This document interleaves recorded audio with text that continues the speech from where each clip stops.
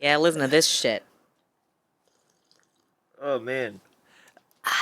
I just really fucking hosed one of those Vicks nose inhaler things. Oh shit, okay. Now my nose is on fire. Oh I'm nose. just gonna Oh blow nose. it. Yeah, well, that's the problem. I'm gonna blow it again.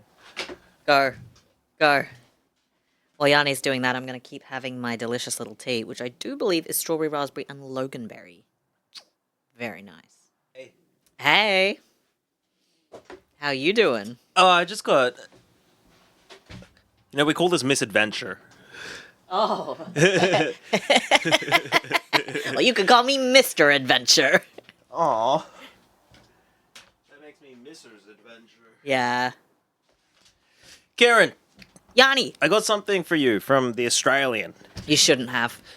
This is by Guy Brotman's husband, actually. Oh, Gay Brotman. Gay? You can't call her that. Gay.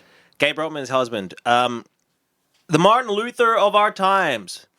Pauline Hanson in Australia's new reformation is a growing revolt against a detached governing elite.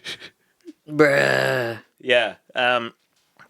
The rise of one nation is not simply a rebellion against the political class, it is a revolt against the permanent governing caste of progressive elites.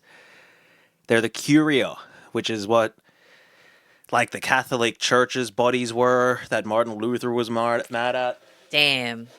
Damn, St. Pauline over here. Saving us all. Oh my god. How are you doing? I think I burned the, like, receptors No. of my nose with the Vicks. You really huffed that shit? Apparently so. Oh no. Alright, you know what? Actually, I'll just, I'll get you to read some of these. Yeah, please. Rage grew in the hearts of a people who lacked the language to describe their plight and the means to escape the suffocating atmosphere of oppression. So this is an analogy for Australia. Luther's true genius was as a master communicator. His pamphlets were laced with coarse language and dripped with sarcasm, ridicule, and fury. He mocked popes, humiliated bishops, and treated scholars with contempt. He translated elite failure into the language of ordinary people, and they loved him for it. So that's an analogy for Pauline Hanson. And also for what it's worth, like, Luther was a scholar. His whole thing was that he hated him. He hated him, you're right. Nah, he hated him, eh? The Reformation was not a revolt against a single pope, bishop, or king. It was a decision to demolish institutional repression. It was a rage against the machine. They were raging against the machine, like Pauline. Some of those that work forces are the same that burn crosses. Some of those that work forces are the same that fry swordfish. Protest abortions. I thought fried swordfish was good. That was actually pretty good. Pauline Hanson, but protest abortions is more timely. It's one of the things she doesn't like. You know? There are echoes of that revolt in what looms as the Reformation of Australian politics. The rise of one nation is not simply a rebellion against the political class. It is a... Don't worry, you don't have to treat it with that much seriousness. I think the voice is good. It is a revolt against the permanent governing caste of progressive elites that inhabits the state and federal bureaucracies, universities, courts, commissions, NGOs, and much of the media. Like the Curia of old, this clerisy sees itself as the arbiter of modern morality. Yeah. So the article goes on for a while. It sure does. Talking about how, like, COVID revealed that the Australian political class were this curia, the arbiter of modern morality, and then there's a whole thing about trans people as well. I bet there fucking is. But it's very boring. It's just like they're trying to.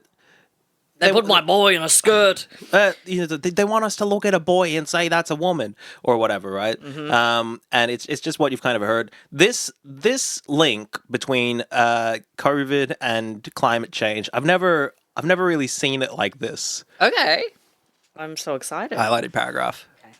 For a long time, the Curia pursued the impossible goal of COVID zero. Now it demands net zero. As the energy analysts at Doomberg like to say, zero is an emotional number. Our secular curia is deeply attached to a zero-sum game that will deliver 0 jobs, 0 growth, and 0 measurable benefit for the planet. It also has 0 chance of becoming a genuinely global policy, which is the only way it can materially affect the climate. I think one too many zeros. 0, 0, 0, 0, Really 0, zero. 0, 0. And that's a 0 out of 5 from me for Chris Ullman's article about how Pauline Hanson is the Martin Luther of our time. At the end of the article, this 60-year-old man says, and if the only way to get change is to start a revolution, then dangerous choices begin to look rational. And I guess I just want to remind everyone that Pauline Hanson's 72. Yeah, this isn't Martin But then Luther again- was 34 when he wrote the 95 Theses.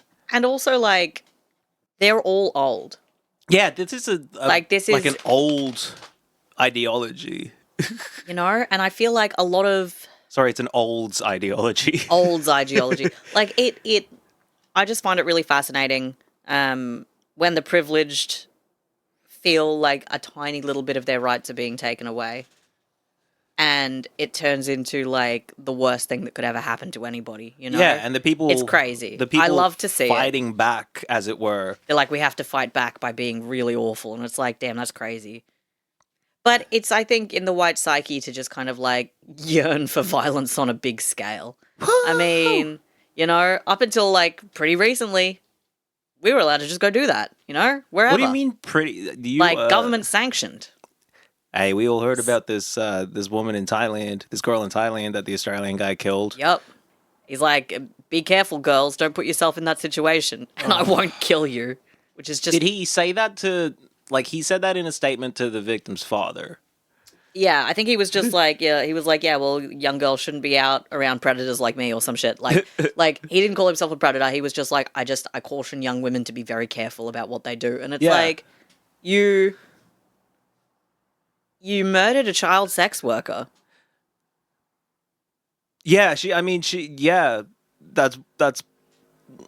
Because you hired a child sex worker. And then she probably didn't want to have sex with you because you were acting fucking crazy. And so you murdered her. Yeah, he's just being a scumbag. He sent a message of some kind of apology to the victim's parents, but kind of in that tone of this shouldn't have happened. It's a shame that this happened. It's it wasn't an earthquake, dude. It wasn't an act of nature. Yeah. You did this. You fucking did this. Ciaran, we haven't done the theme song yet. Should we do it now and get into some lighter topics? Hindu nationalism. Yeah, you know how much I love that. Let's go. Okay, and my nose is slightly healed. All right. I mean, people are entitled to their sexual proclivities. I mean, let there be 1,000 blossoms bloom. But I ain't spending any time one. But I ain't spending any time one. But I ain't spending any time one. Let there be 1,000 blossoms bloom. But I ain't spending any time one. So yeah, hi everybody, welcome back to the show after the theme song. We were just exploring an article about how Pauline Hanson is the Martin Luther of our time. Martin Luther being a German guy who wrote a meme about how bad the church was. Yeah. This isn't an article about Pauline Hanson having a dream, but what an amazing statement nonetheless. I have a dream. I dream of a world without Asians. The Pauline Hanson story. It's sorry, did you say agents, like spies, or Asians? You heard me. Don't put words in my mouth. So if you read The Australian, or should we say if you're an Australian reading The Australian, or should we say if you're an Australian reading about Australians in The Australian, Whoa. Pauline Hanson's One Nation is going to win the next election. Well, I mean, look, it's in the name. It's one nation, Yeah. We don't have multiple Australias. She's already won. I don't know if... Hey, here's something for you. I think Australians have pretty good cardinal... remember where East and West is on a map, and it's because half the country is called Western West. Australia? Yes. Yeah, I think that's literally the only reason I know. When I think about East and West, I'm like, okay, well, West is to the left. where Western Australia is. Yeah. Yeah. Anyway, aside from climate change and the transes, Pauline's major bugbear has been all the bloody multiculturals. So sick of them. She's so sick of the multicultural. She's injected the term monoculture into the Australian news cycle, which is what forms on the lip of a teenager when they get mono.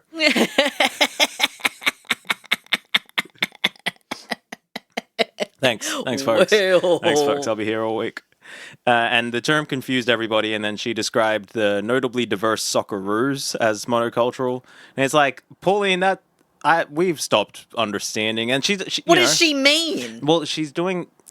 Pauline's thing is that she says something she doesn't quite understand, but then she kind of keeps the meaning to herself and releases little bits of it. She's like J.K. Rowling in that sense. All do this shit. They'll make a statement and it'll be like completely incorrect, like on the face of it. Yes. Like this Socceroos comment, like the Socceroos are a monoculture. Of what? Soccer players? I think what she's implying damn that well. she means, which I don't think is what she means, but she's like, yeah, but they all like are proud to be Australian. It's so I don't know if they all necessarily are in the same way as well. Like some of these guys are. Anyway, basically, she wants everyone to act exactly the same, which sounds like freedom. I don't know. It doesn't matter. Seven is running some kind of like interference here. All right, Seven Network, I mean. You know how we talked about when Jackie Lambie went to Syria, and it was the kind of segment that hooks in dummies like me, looking for people's best natures? Yes. Well, a few days ago, Pauline Hanson, with an Israel flag pinned to her jacket, visited the Islamic College of Brisbane, which is like a high school, and she debated some students. Again, she's 72 years old. Per the promo article, she was like to one girl, like, well... if you believe in feminism, why are you wearing that kneecap then, or whatever? And then one of the kids is like, if you only want one flag, why are you wearing that pin? Get her! Fucking rip it! Fucking get ginger her. pubes off. Yeah, but we'll see what happens, I guess, because Seven filmed it. While Archie plays with his toy, I just got this picture from the past of Pauline Hanson. Can you just tell everyone what I've shown you? Just describe what we got. You know absolutely that it is Pauline Hanson in a burqa. And is this the first or the second time she did it? This is the first time she did it, This is the first time she... Actually, no, it can't be. This has got to be the second. How do you know that? Well, I just feel like I'm trying to look at everybody and see what they're wearing to see if the fashion looks like... I think that's Sarah Hanson Young. That's Sarah Hanson Young. How long has she been... Is it from Adam Bant? No, that's not Adam Bant. More like Adam Bald. Damn. Sucks to be whoever that is. God, she's so fucking lame. She's got one leg out of the burqa and she's wearing tights. Yeah. They're little heels and she's in her, like, skirt above the knee, doing a little wave. God. So she really is the worst. Yeah, she really is the worst. Ciaran, the people are asking for the Pauline Hanson episode 2. The people are, like, the calls for it are getting louder. I fully understand. What I find difficult is I hate her. And so it's really hard to read a book written by her. Like, this isn't like a book about Pauline Hanson. It is a book from Pauline Hanson. Pauline Hanson. She wrote it. It's all in her words, her perspective. It's in her voice. It pisses me the fuck off. I want to keep doing the Pauline Hanson story, and I think it will get better, but I think I got to the end of, like, her personal life section, which was Pauline Hanson episode 1. Give that a listen if you want to hear about pre-politics Pauline. Yeah, give that a listen. That's where we got up to. If you want to get into something like Game of Thrones. Yeah, if you want to get into something that has no resolution. If you like that kind of... If you like being blue-balled on, like, No, you got it, though. It's part of the lore of the Pauline episode 2. Yeah, Pauline episode 2 is like a... It's fucking like Half-Life. it's Mothman, you know? It's out there, but we don't have video evidence. We don't have video evidence of it. No, I mean, look, I don't think there's much to know. She's like a racist. Yeah, like, she sucks, but I do think there is more to discuss with Pauline, particularly because, like, I really thought she was just gonna, like, die down again this time around. Like, I thought she would have obviously another big bright spark, but I didn't think she was gonna have, like, another come up. Yeah, I really like, it feels thought like right now, like, this year feels point. like another come up. I thought we were going down after the last election, and now it's going back up again. Well, right now it's just... The fuck's that about? Well, nakedly, it's just a lot of money, right, being put into... Well, yeah, I mean... And, like, being put in fairly smartly. I think they're targeting places they can win. Gina is really giving her private jets and stuff. Yeah, and the Liberal Party, crazy. like, sucks right now. Yeah. They're falling apart at the Like, seams. to be fair, I guess this is the opportunity that One Nation would have needed, is to have a bigger loser to run against. Hey, who has that's- very similar politics, so that works out pretty well. Hey, that's Donald Trump beat Hillary Clinton. Yeah. But the Australian culture is really looking at itself right now, huh? Talking about this multicultural monoculture thing, and everyone's shoving each other out of the way, fucking to the ground like a fucking worm. Yeah, like a fucking worm, stupid piece worm. of shit. Be the loudest voice in the debate. If that's what's happening, I don't know what's happening.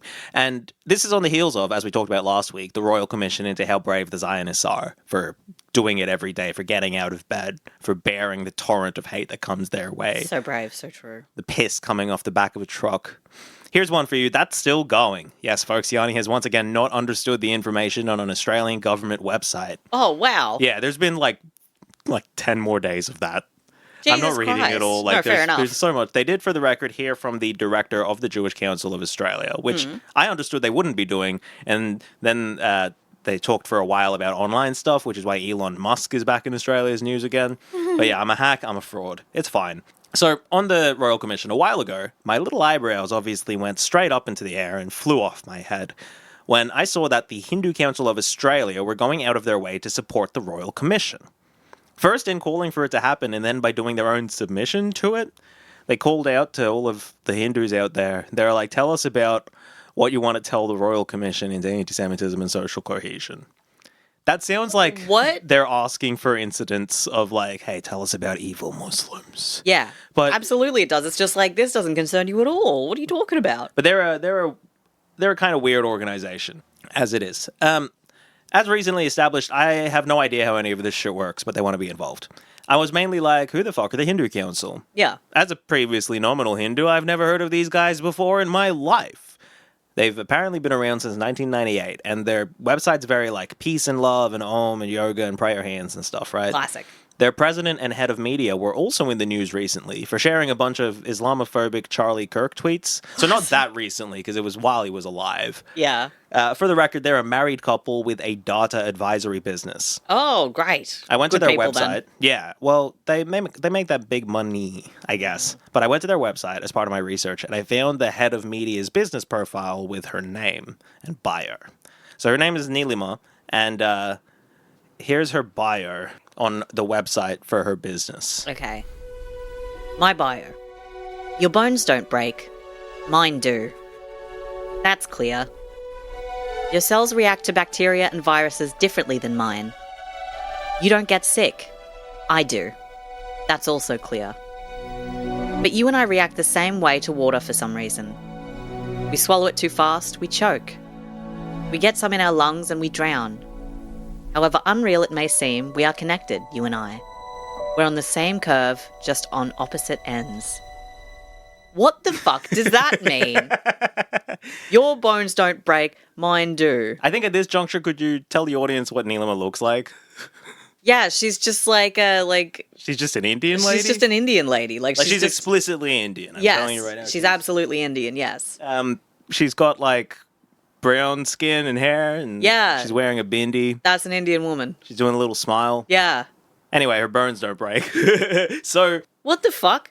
I think I figured out what happened. I'm so sorry. I'm so sorry. I Yeah, go on. just need a moment. So this I'm is so sorry.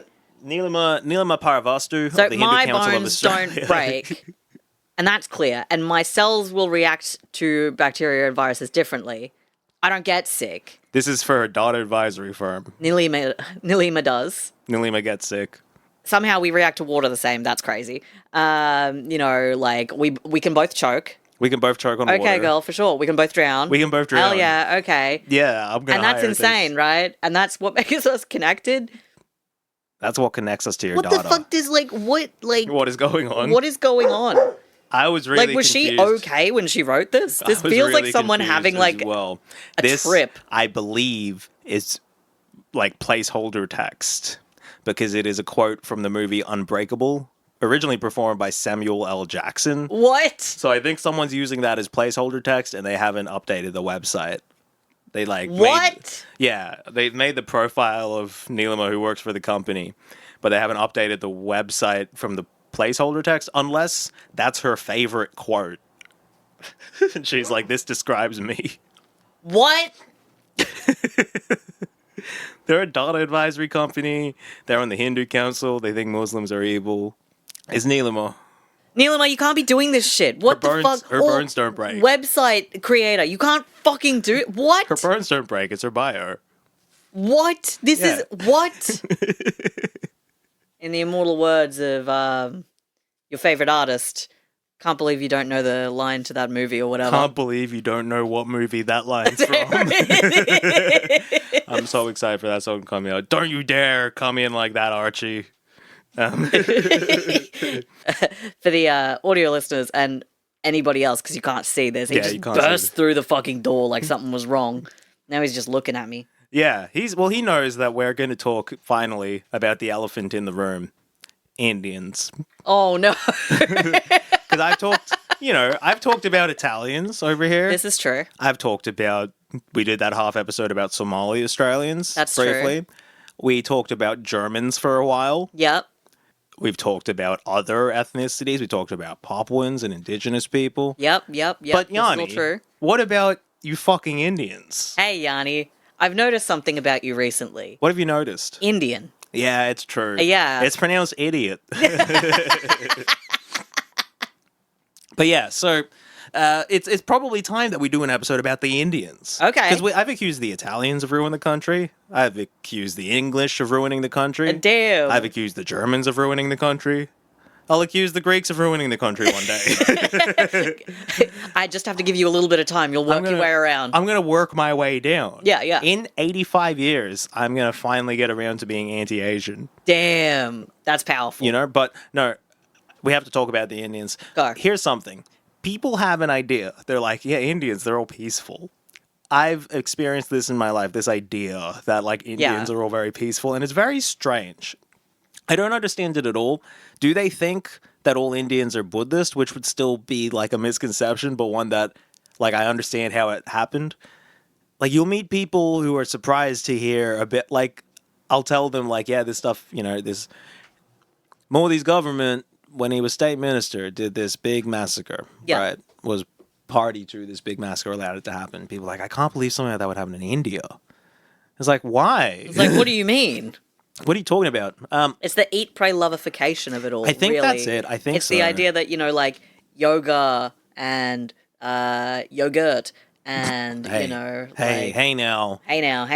And like, you know, I think it's because when white people had a look at India, you know, when they like owned India for a while. Yeah. They kind of just like grabbed the bits they liked. Yeah. And ignored everything else and then built an identity because no one actually cared to find out anything about anybody else other than like how they can be exploited. Well, they needed to build And an what to be identity like. quickly rather than the like thousands-year-long process that leads to the European map. They were like, we just want to draw one big line around this. Yeah, we'll just make it easy. Just Let's just make this easy. get that one guy to draw that, draw it up. Yeah, so, you know, white Australians don't, on average, know a lot about India, but I am surprised by how little they know about India. But then I imagine the Chinese Australians like tell me about it. It's like, that's fair enough. It's like, you know what, King? All right. We're the same size. You'll not know about anything about us. But yeah, so to clear a couple of things up, India is the country. Hindu is the term for the religion. Hindi is the term for the language that some people there speak. I looked up the most recent census data, which is from 2011. Okay. Because, like, think about how big an undertaking an Indian census is. That is. They do it every, an like, 20 years or insane whatever. Fair enough, because they're like, we can't do this Yeah. every couple of years. Like, Yeah. this is a massive endeavor. So 60%-ish of people speak Hindi as like a first, second, or third language, which means 40%-ish of people don't speak it at all. Yeah. Or like barely speak it. Ciaran, we're going to have some fun. You're going to tell the people the most spoken to least spoken first languages in India from the 2011 census. You don't need to read the figures out. Okay, cool. You know, maybe you can read every few figures just kind of to let people know where we're kind of at in the numbers. Yep. All right, so here's the most spoken to least spoken languages in India as performed by Ciaran. Okay, here we go. First, we have Hindi. With, as you said, 43.63% of the population as a first language. Then we've got Bengali. Yeah, baby. Yeah, baby. That's me.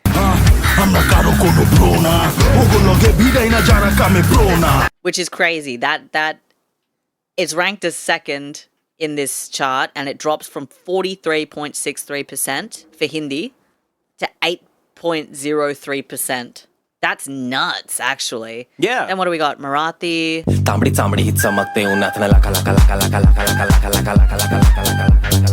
Telugu,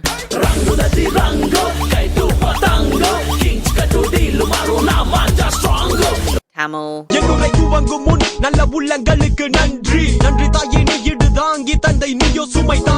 Gujarati,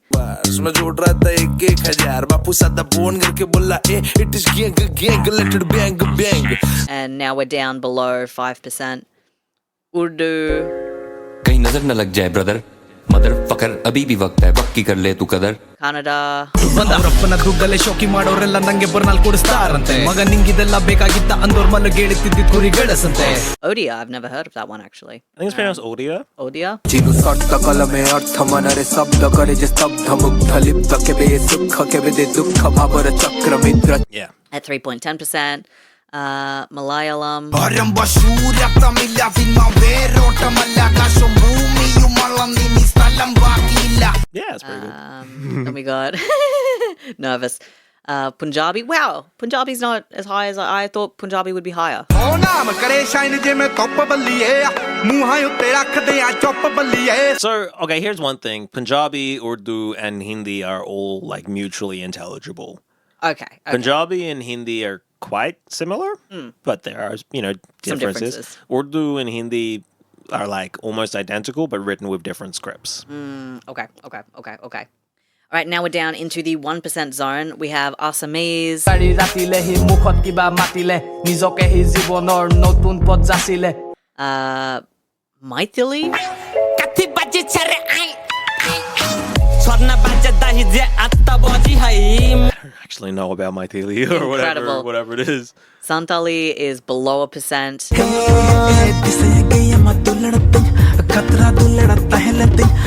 Everything now is below 1% of the country, but that is still, like, I say below 1% of the country. That's, for Santali, that's almost 7.5 million people. Yes. So that's still like a huge amount of people. Yes. Kashmiri, Nepali,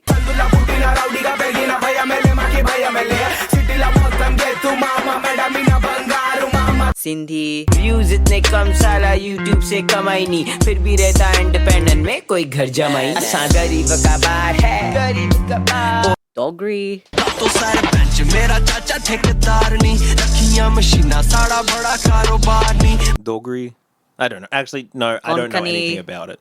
Susikat boys from Mirshe to Mapsa Kain biyen nakaamihinga asa Atahasa am katahasa Meitei, I don't know. Dola jebana mai wari ni kanana tum halaga jing bira roi traba wari ni la bela taram daba yung halaga tum selamba soida roi traba makala magi wari koki sari Bodo, togai suli sala togai suli nang selfish ning sikla selfish to nang English. Damn, English as a first language is 0.02%. Australians run it all together. Shit for brains. Yep. And then you've got, Which is still 250,000 people. which is still 250,000 people. And then Sanskrit,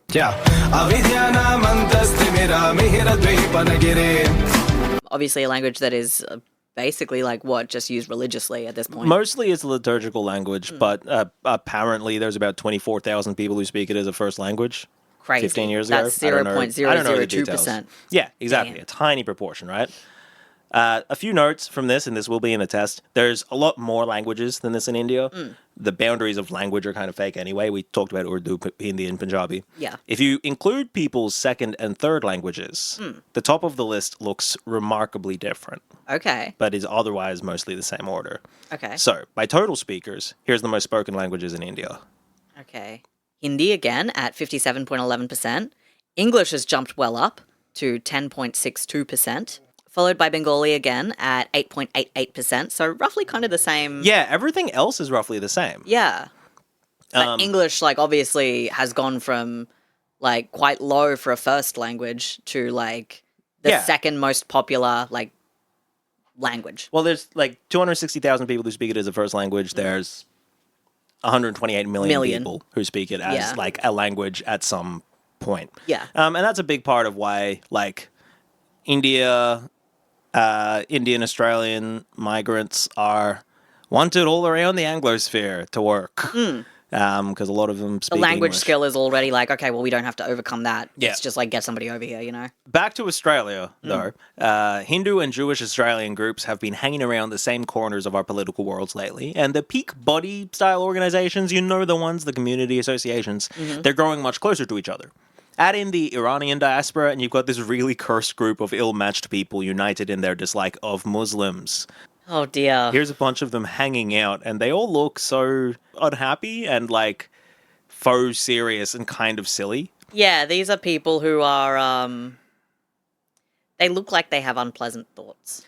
Yeah. And that has eventually, like, worn itself into their faces. It does have that kind of vibe, and it's not a facial structure thing, it's a facial expression thing. Yeah. The one on the very right is holding up a picture of the Shah's son from Iran, Reza Pahlavi's son, who's like a criminal. And then you've got an Indian flag. You've got a like essentially a Indian governing party flag. You've got a lady in the back who's holding up a sign because she's too short, but she's holding it above someone's head, and it's like free Bangladeshi Hindus or whatever. And then you got an Australian flag. You got a guy with some flowers. Damn. Just like at the very front holding just like some flowers. Some big fucking candles. Yeah, and some big candles. I think he's like a faux religious figure.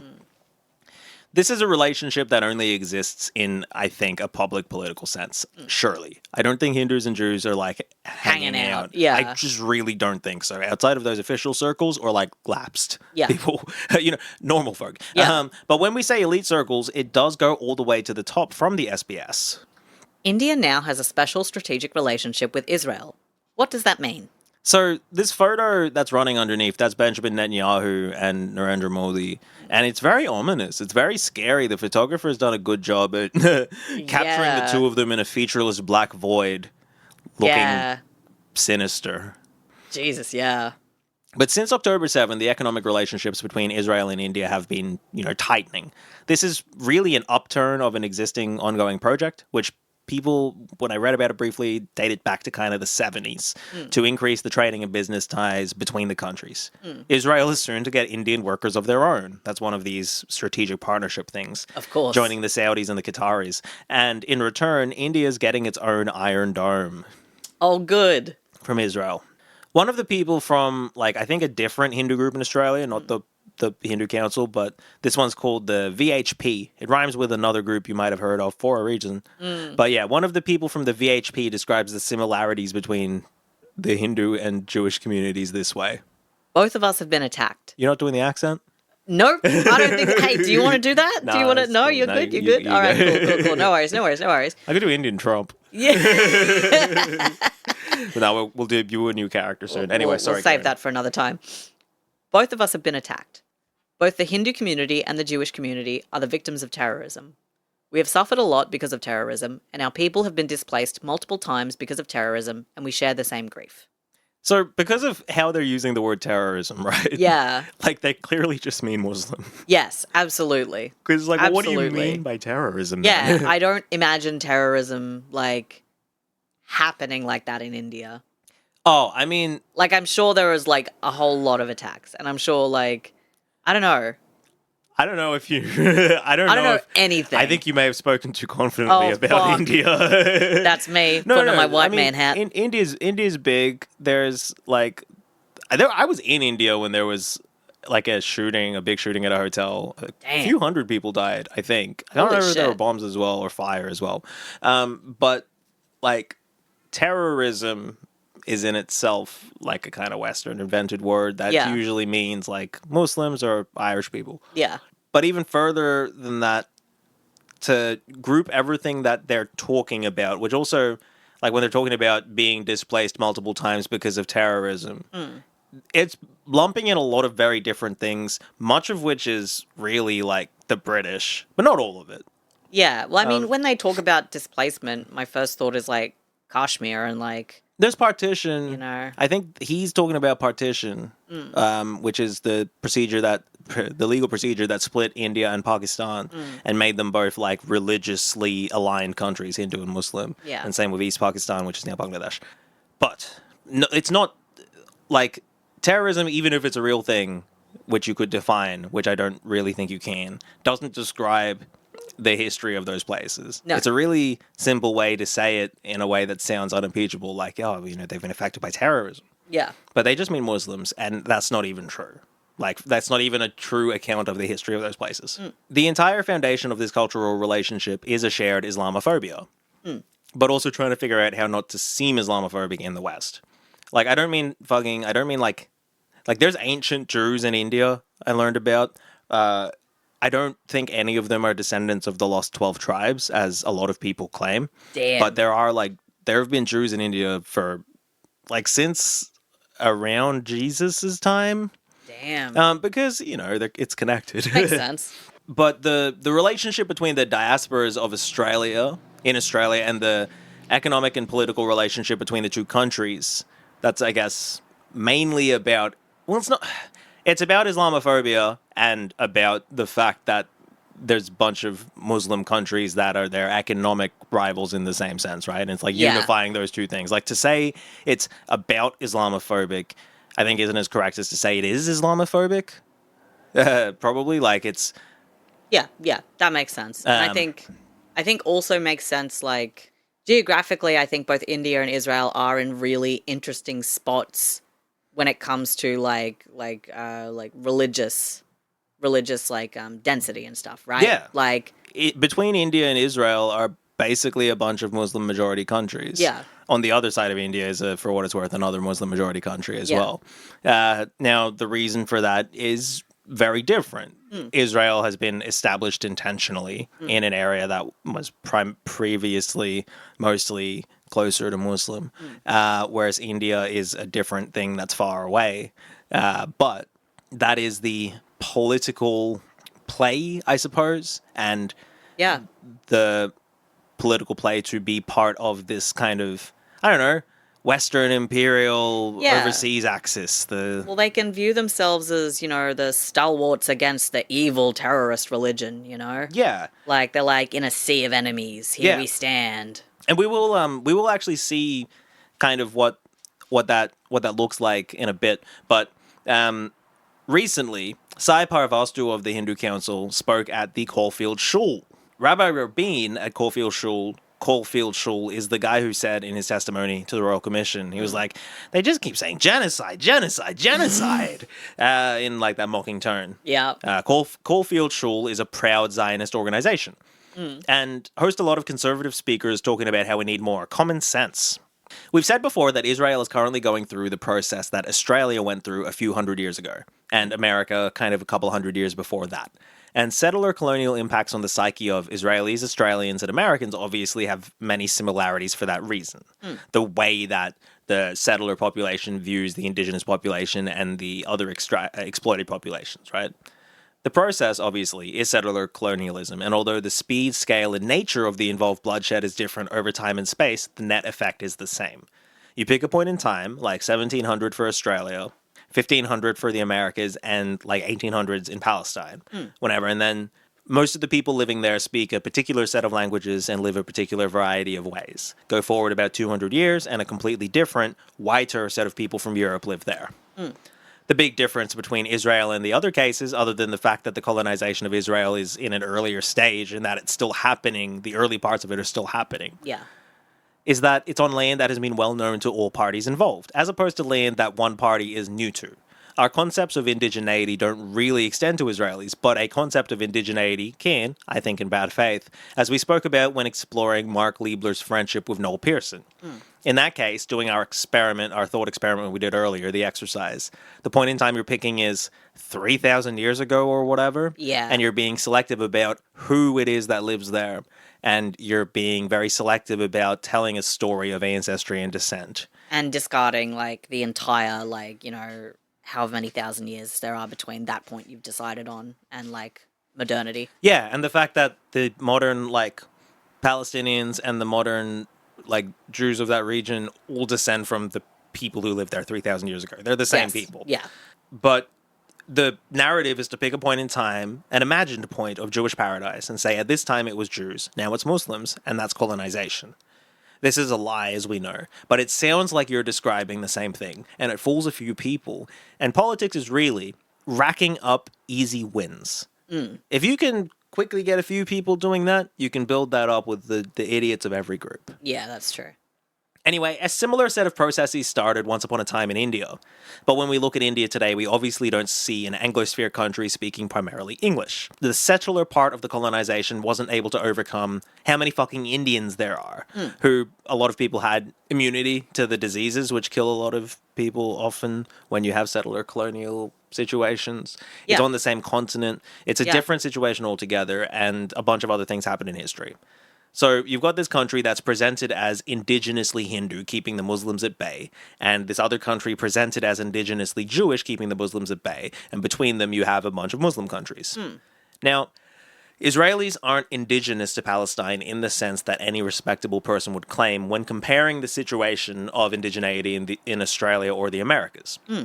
Hindus, and I'm going to speak slightly fast and loose about Indian populations because there's a lot to read and I haven't read it, and because people who are Indian nationalists may or may not call themselves Indian nationalists, but they want to make sure that Hinduism is uniquely, purely, and indigenously Indian, and as far as I understand, that means there's a bunch of bullshit disguised as scholarship out there. So I'm reading something, it seems right, and then I'm reading something else, and it is like that first thing you read actually is funded by this body, which is part of the RSS, or So it's like, whatever this it is be. some bullshit. Yeah. But Hindus aren't necessarily indigenous to India in the way that one might imagine by the use of the word. They're not the exclusive descendants of the first people to be there. That's certainly true, as it were. Depending on who's drawing the boundaries around Hindu as well can change how this whole story is told. And that's not even a term that comes from India. Because like a lot of the practices of Hinduism have roots in practices that are indigenous to the land of India. Okay. But some of them also don't. And it doesn't matter, right? So it's currently theorized that a lot of Indians descend from people that came from roughly Iran. That's not even it. I don't know. But there were people in India who had a certain manner and ways, and over a long period of time, other people came in from the direction of the place we now call Iran, which is in the direction of Europe, for what it's worth. And over time, and time is a lot of time, and involves a great deal of people having sex with each other and having mixed babies. A few different sets of people were eventually coalesced. The people who were, like, genetically, perhaps culturally, most similar to the people who had already been living in India before the big migration, as far as I could tell, are, like, the Andamanese people, the people on Sentinel Island and shit like that, where that guy died. Yeah. And John good for Allen him. Chow, yeah. Can you just read that headline out? Absolutely. Man killed on remote Indian island tried to declare Jesus to tribe. Now, I do remember when this happened because it was love really this funny story. It's because so funny. it feels like every decade there is like somebody who's just like, I am going to go and preach the Lord to the natives on the island where they say you can't go because they're going to kill you. But Jesus told me to. Jesus I'm told gonna me go to, and- so I I'm have to gonna go and do it. And then they instantly are murdered. And it's they're just so- like, it's great. you know damn well. And also, like, just apart from the personal danger to yourself, right, on going to this place which is uncontacted, right? Like, these are people who have been living independently from, like, the big world ecosphere that we have. And there's been, like, some contact, like, previously, but it's like, hey, we know that they probably don't have the immune system to keep up with all of the fucking shit that we have all been able to deal with. Like, it's one of those big colonial things, right? Where it's like, yeah, if you suddenly start going to that island, you don't know if you're sick with something. You don't know if you've got, like, an infection or a bacteria or a virus that Well- your body has completely fought off. But No. then these people, it's going to fucking murder all of them. Well, like, in many that's cases, crazy. like if they don't keep animals, if they don't keep livestock, that's the keeping of animals, the farming, the livestock is where a bunch of the diseases we associate with killing people during colonization come from. Yeah. And as far as people know, they're not doing that, so they would not have any immunity to No. those sorts of diseases. Exactly. So it's just like, it's also just an incredibly insensitive and fucked up thing to do, to presume that it's more important for you to go there to expose them to the Lord and also expose them to diseases that will kill them. And also, what are you fucking gonna say? Exactly. There's also you also have no language. I don't like know this. what the plan is there. I don't know what the plan is. What do you there. do? Just say just pray that there's like a fucking miracle, bro? Like, what are you Hope talking one of them about? speaks Hindi somehow. So, back to current India. There are two broad categories of people, categories which represent more internal diversity than like Europe, but they could most acutely suffer from the machinery of the state and could claim to be more indigenous than the Hindus. One of these is legally referred to as the scheduled castes or the Dalits. If you've not heard either of those terms, or if you've forgotten us talk about it from an earlier episode, that refers to people who either sit at the bottom of or kind of outside the castes of mainstream society, and materially mean oppressed people, often forced to perform the tasks deemed lowliest and disproportionately live in poverty. Dalits, per a 2001 genetics paper that I tried to read, are less genetically similar to European people than people of the other castes. Okay, interesting. So They're way more similar to each other than anyone is to Europe, right? yep. Like a Dalit and a Brahmin from the same part of India, ancestrally, are mostly similar to each other. But Dalits are like 11% different from Europeans, and like middle caste people, this study found, are like 9% different from Europeans. Okay, or so there something. is like a measurable, quantifiable difference. They there. say it's like haplogroups. I don't understand. I think I always hear about haplogroups, and I don't know what they are. I don't know what they are, but I don't know if those percents are even right. That wasn't a quote. I was trying to read the table, but the idea is that the lower, as it were, you go in the caste hierarchy, the less related you are to Europeans. But they also think from genetic evidence that the isolation of the castes and a lot of communities happened much later than the arrival of people. Okay. And they have yeah, reasons for thinking that based on genes. Yeah. Ciaran, if you could help the people make sense of this, could you describe this chart to our audio listeners? Yeah, it looks like when you hit a rock when you're driving really fast, and your windscreen just like splinters. Yeah. And fucking like cracks about. So what I can see here is we have a chart, which appears to be like a. No, I don't know what it is. It's a chart, and it's got Dravidic speakers and Hindi speakers on there, and I guess it's trying to prove some sort of point. Yep. Awesome. Yep. It's from the paper. They're green and red. Yeah, it could also different be colours. like, this is like a map tracking how fireworks explode. It could, yeah, well, it's like an associated. As some shit. Yeah. It's a org chart. I like it. Now, I think some people think that the fact that this seems to be more expressed in the male line genetically, haplogroups or whatever. Yeah. It supports the current theory that largely men were part of the original early settlement of people from Iran or whatever, which took the form of something perhaps more targeted or intentional than families kind of slowly expanding. Moving, yeah. Something more like, colonial settlement. But I'm not confident about this, and we should call a geneticist. Okay, great. Anyway, the other group of people in India that are, indigenous and have a difficult relationship with the state are Adivasi, which means something like indigenous, original dwellers. It is actually not the word preferred by the government. They prefer to say scheduled tribes. And I think that's because they think tribes sounds a bit better than indigenous when you're complaining about them all the time. They're the tribals. Got it. They're just Yep, the tribals. yep, They're yep, silly. They're stupid. They're backwards. Yeah. And as far as I can tell, the current understanding of what all this stems from is that these other people who were already in India, having come mostly from Africa, as opposed to around the Asian area, Yep. gradually started moving into the hills when the people from Iran started living out in the plains, probably pushing them out in some way. Yep.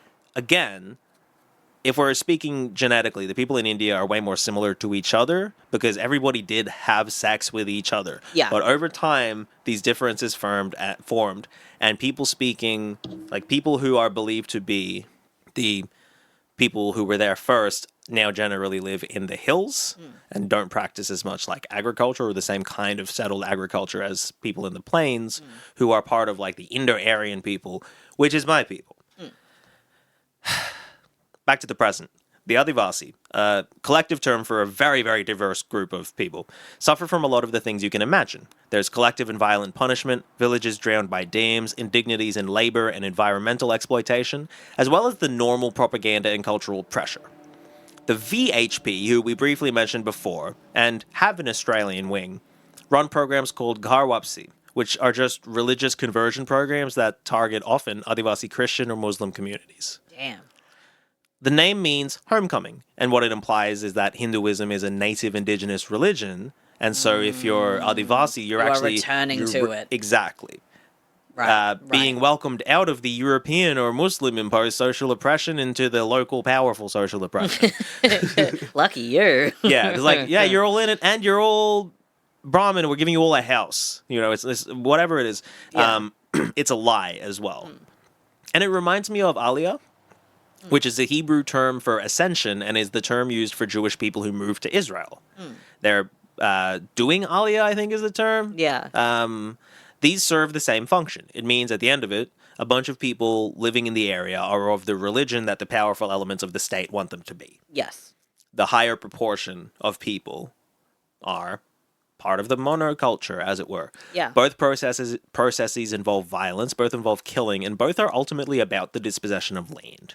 Obviously, Adivasi people living in the hills, well, that's actually a resource as well. So the place that they're forced to live is now valuable. You get forced into smaller and smaller areas. Yeah.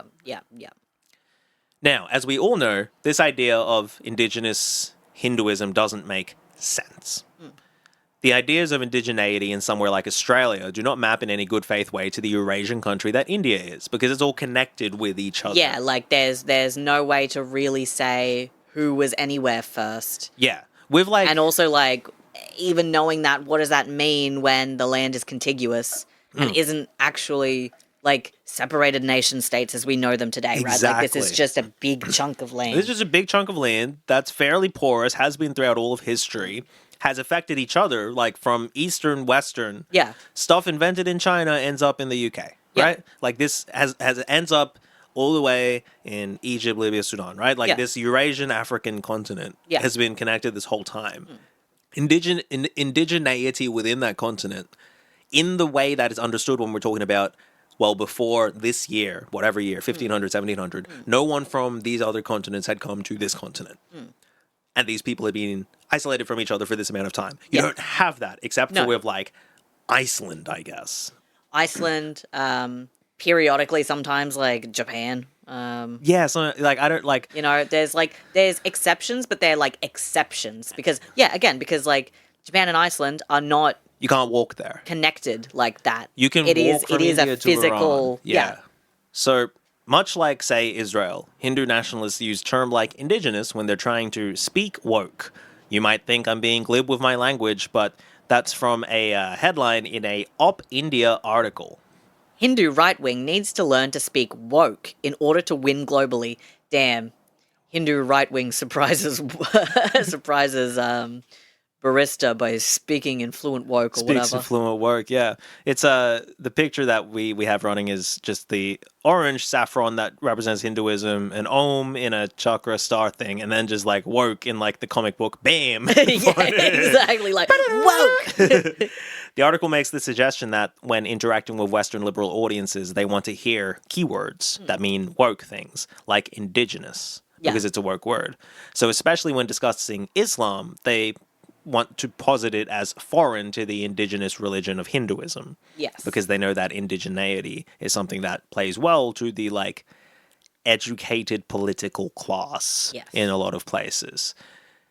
Audrey Trushki, don't know how to say her name, but she is an enemy of the Hindu right, and so a friend of the pod. She describes decolonization as a contronym when it's used by the Modi government and their friends. Do you know what a contronym is? I don't.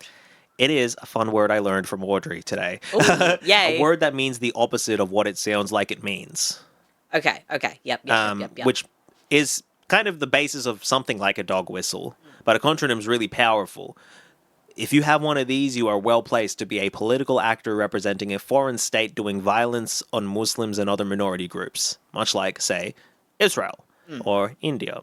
And they frame these things as decolonization. And that doesn't work with a lot of people, but also a surprising amount of people accept the Indian government's, account of what is happening. Yeah. Accept the Israeli government's account of what is happening. I read some interesting papers, two specific ones about foreign Hindutva, which is the Indian term for Hindu nationalism. One of them was called Taking Ideology Out, Finding the Diasporic Hindu Far Right Down Under by Felix Pal, Nisha Taplial, and Gauri Gonpir. And the other was Transnational Bio/Necropolitics, Hindutva and its Avatars in Australia and India by Goldie Osuri. There were also two really good articles by Audrey Trushky that I mentioned earlier. Could you read the titles of them out? I don't have written down here. Yeah. Decolonizing Indians through Hindutva ideology. Decolonizing Indians through Hindutva ideological.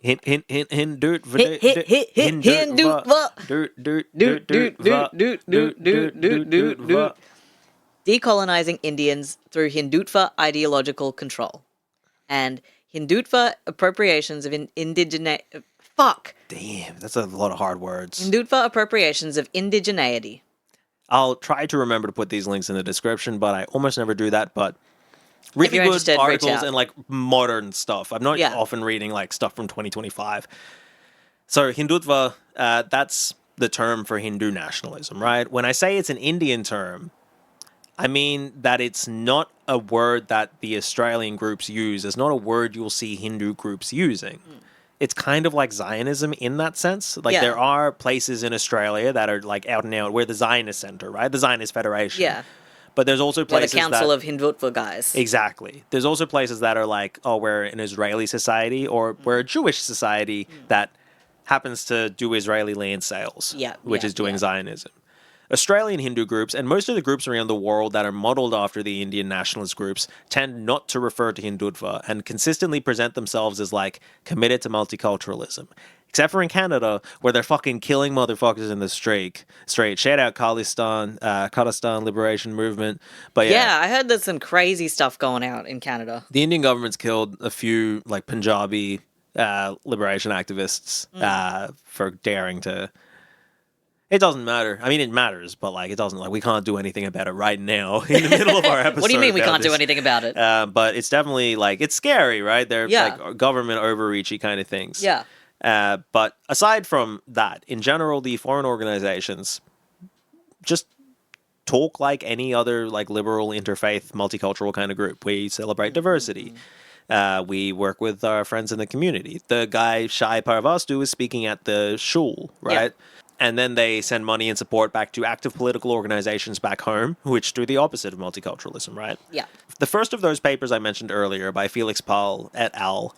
Spends a while thinking about how the ideological positions of individual members aren't useful in trying to understand if an organization is attached to the Hindu far right. Right. Just because someone in an organization isn't particularly far right is just someone who's like, yeah, I left India when I was younger and I come for the festival stuff and doesn't really know about India politics, right? Yeah. They are still useful for the far right and for like Hindutva style people. But that's, not to say that there aren't plenty of explicitly, Hindu nationalist, Islamophobic people in these organizations. Talk the talk who are just like... Those people are a big part of it as well. Yeah. But there's also a lot of people who are just kind of there. Like, I am kind of one of those people. Just casually being like, I go to the functions, I do the community stuff. Exactly. Yeah. I have this fucking big tattoo of a Hindu god on my arm that I learned later. And, this is, something that I should have known better. But, this is something that growing up, the celebration for this god was a really fun time. I associate it with, positive ideas, right? I've spoken to an anthropologist a while ago who was like, this god kind of represents the removal of Adivasi from the land. It's like the destruction of indigenous society is kind of represented by this god. And I was like, damn, I wish I knew that. That's fucked.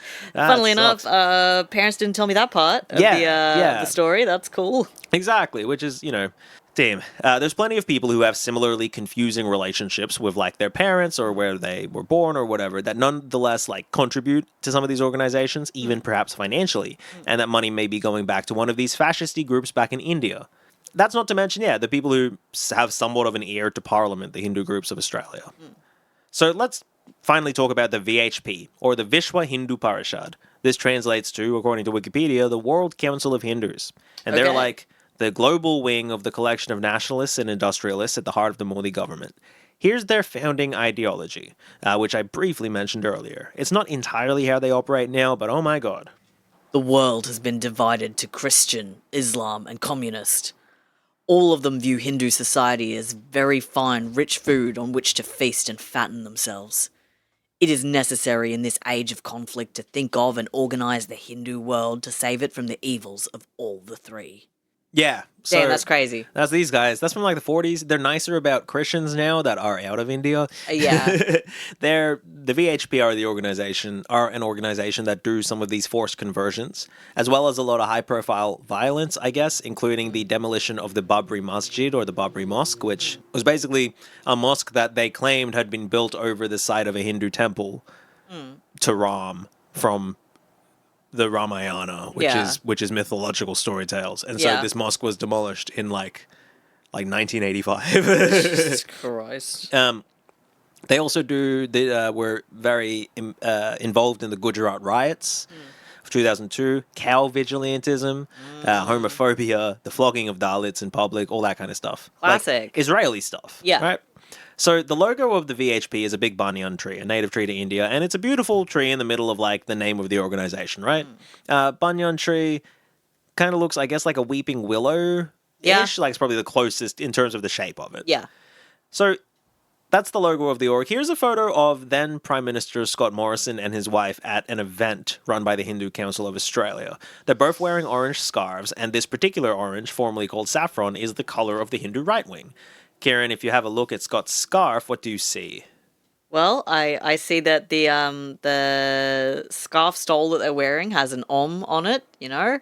I can see behind we've got the Hindu Council of Australia like logo. And I can also see just like a big swastika. Oh, I forgot to mention this. So when there was the hate symbol thing with this discrimination thing, right? The Jewish Council and the Hindu Council submitted together where the Jewish Council was like, we want to make sure that the use of the swastika by Hindu organizations is not impeded in any way. Right. Which is a grace that they don't extend to anyone else. No, what the fuck? They were just like, actually really chill with the Hindu community. They can have the swastika. Yeah. They should be allowed. That's wild. But the thing I was hoping you'd notice is, what is that? Oh, the banyan tree. I see. Oh, shit. It's that exact logo. Yes, so shit. On the scarf is the logo of the VHP, right? Yeah. That does all these killings and stuff overseas. Holy shit. Yeah. Here's a picture of Anthony Albanese wearing the same scarf, and although you can only see the top of the logo, That's going to be the same logo. Holy fuck. Now, for a brief diversion, Albo loves dressing up. It's a requirement of being a world leader. Here's him in a turban. Come on, man. No, he's at a Sikh event. Like, they put it on him. Look how happy he fucking is. hope that they put that on him. And it wasn't just like, you know, somebody was like, oh, you should put on a turban, Anthony. That'll go over well. Well, he's got a yarmulke. Because I've seen him in a yarmulke as well. Swear to God, he's got a yarmulke. Swear to God, he's got a yarmulke.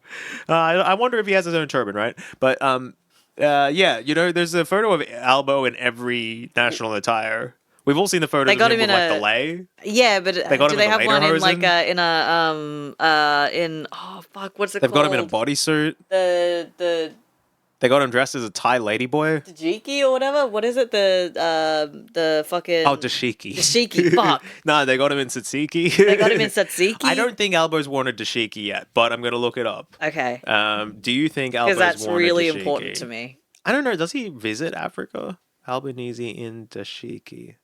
I think dashiki is one of very, like, it's like everything else. Yeah. No, it actually just comes up with him wearing a turban. Damn, that's crazy. They're like, is that what you wanted? Is that what you thought? Yeah, I think, okay, so, because I mainly see him in, like, Pacific Islander attire, I guess.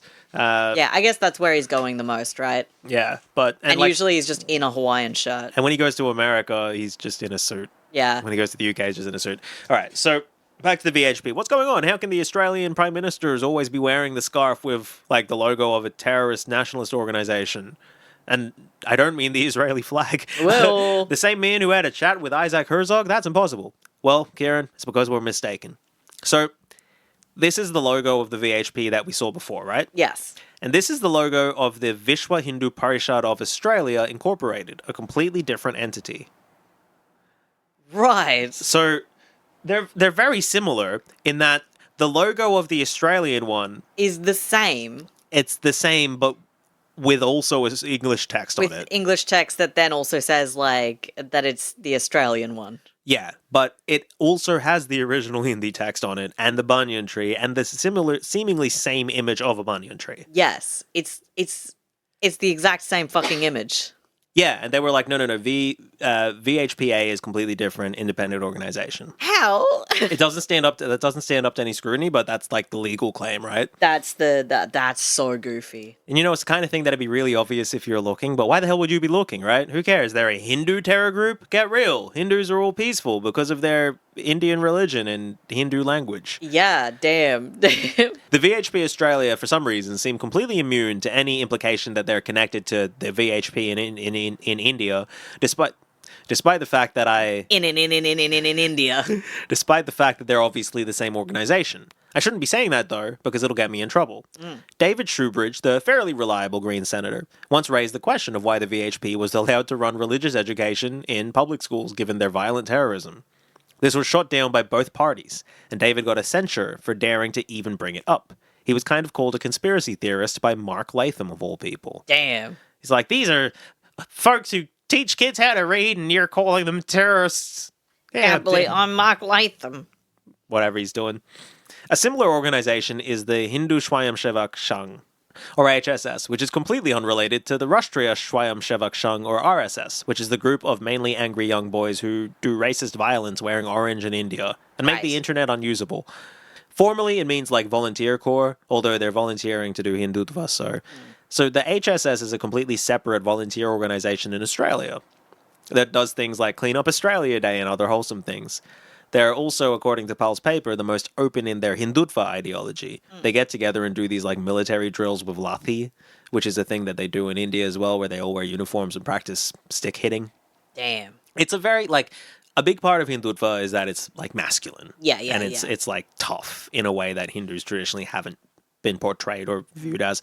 It's a similar thing to Zionism. There's like a muscular Judaism is the idea of Zionism. But mostly they like do these community parties with their kids. Like the pujas we would go to if the money was going to a foreign paramilitary instead of like boxed wine. And I'm almost ready for a boxed wine, so I want to leave everybody with Salvatore Babonas. He's an American who works at the University of Sydney and mostly functions as a white person who launders Hindu ideology into something that looks academic. He actually wrote a book in 2021 which got a lot of media about how Chinese students are basically funding the Australian university sector. Like that was I saw a lot of articles about it.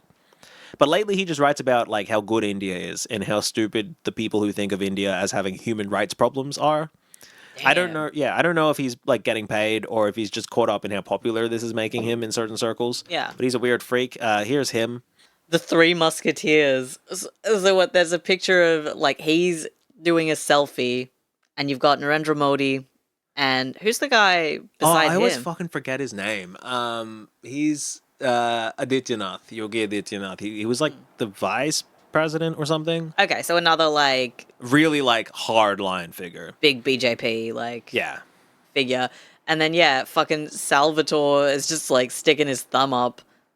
And he's this is like a picture of these guys, by the way. This is like a banner, like a big like poster thing, and he like they're not physically there. No. He's just like posed in front doing a selfie like you might do at a movie screening, like at a poster. Yeah. With his thumbs up, and he's got it saying the Three Musketeers. Yeah. That's crazy. He's just like a big Also his name is Salvatore Babones, but it just looks like Babones. Salvatore Babones. Yeah.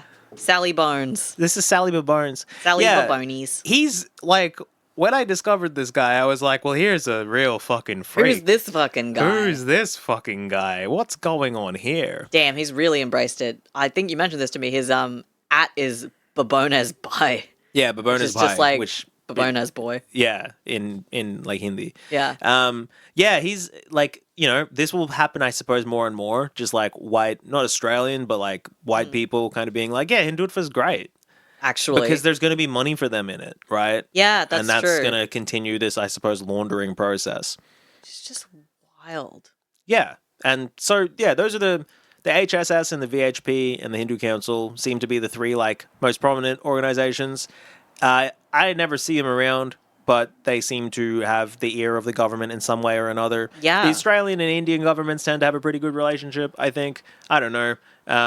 I think in general, like, Australia certainly, like, especially more recently, has been making a lot of steps to, like, really bring India into the fold and be like, all right, we're all friends here and we all hate China, right? We all hate China, right? You know? Yeah, there was Which is, like, crazy. He got in trouble for saying, like, man, Modi's the man or something like that. But, like, you know, it's Albanese.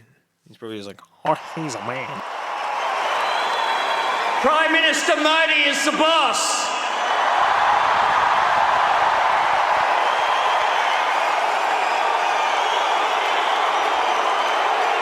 But yeah, I think that's basically it. I think Salvatore is a weird grifter, which sounds about right for the University of Sydney. Yeah. Main takeaway for this episode, be wary of large groups of men in orange. They're either One Nation or Indian One Nation.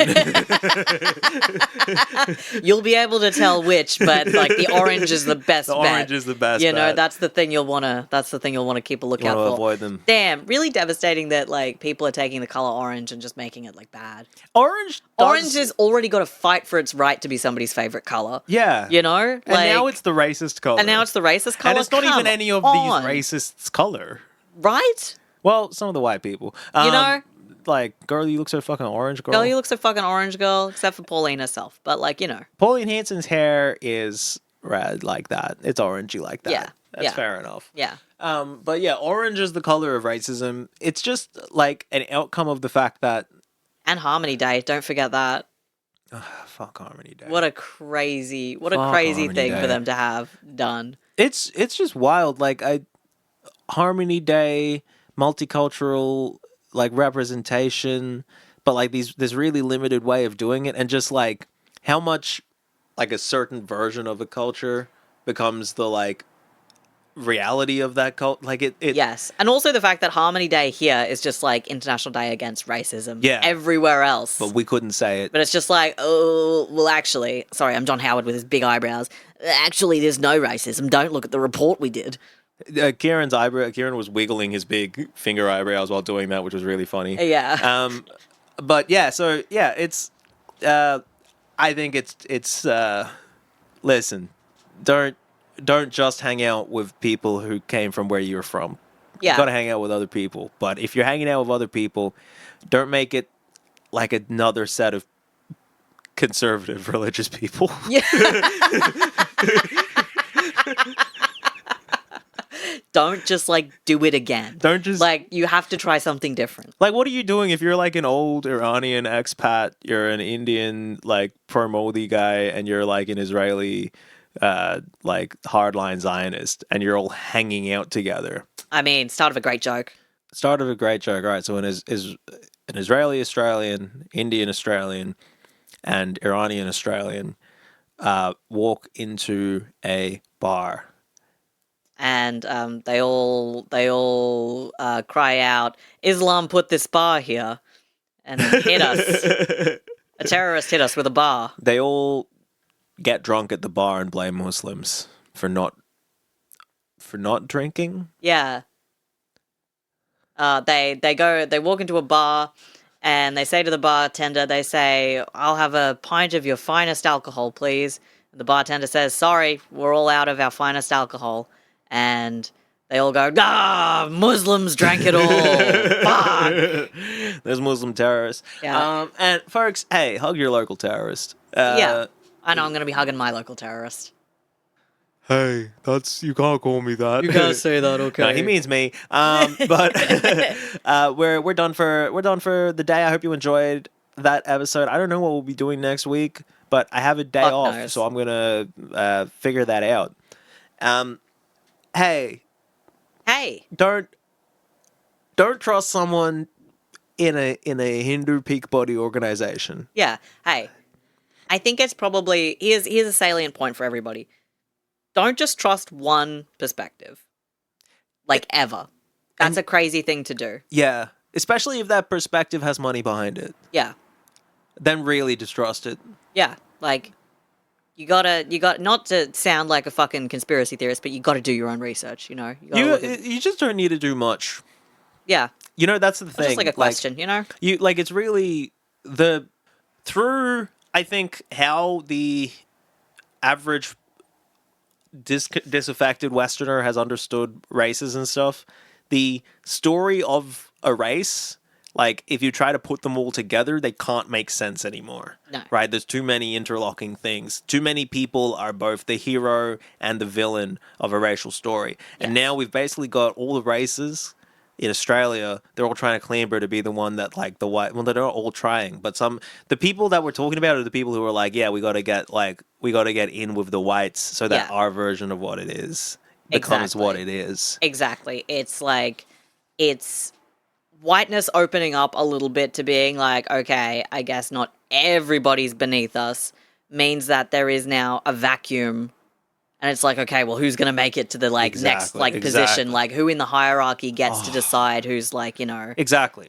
Which is the class that can be subjugated. Which is necropolitics. I learned this term. A Cameroonian writer at Chile, I think is his name, came up with it. But it's the politics of who is allowed to die. And I think one of the I saw that there, yeah. Transnational bio/necropolitics. Yeah, exactly. So the necropolitics of Hindutva in Australia and overseas is like reinforcing the idea that Muslims are a valid target of political repression because of their terrorism or whatever. Yeah. Hey, read about necropolitics. Read about Benjamin Netanyahu. Damn. Ciaran, that's been shouldn't have come. I don't think... That has been shouldn't have I don't come. have a last slide, so that's Salvatore. That's fine. There he is. There's the Bones himself. Bones! Sounds like when Shaggy sees a skeleton. Oh, yoinks. Oh, Scoob. Bones. Anyway, if you like to hear about Bones and other things, you can support us financially. Financially on Patreon. That's at www.patreon.com/shouldntacome. You can also email us. Send us an email. Why not? Hey, have you ever sent an email? Give us one. Give us an email. Give us an email at shouldntacome@gmail.com. Hey, shout out, Carrie. It was your birthday recently. Shout out, Carrie. Happy birthday, Carrie. Thank you for emailing us. And also, Ciaran, was there another? Yes, there's another. YouTube. Yes, of course. On YouTube, you can find us. If you want to, you can find us on YouTube at youtube.com/@shouldntacome. In all instances, shouldntacome is spelled SHOULDNTACOME. And I love you. Oh, I love you too. Yay. All right, well, bye, everyone. Bye. Love you all as well. I guess.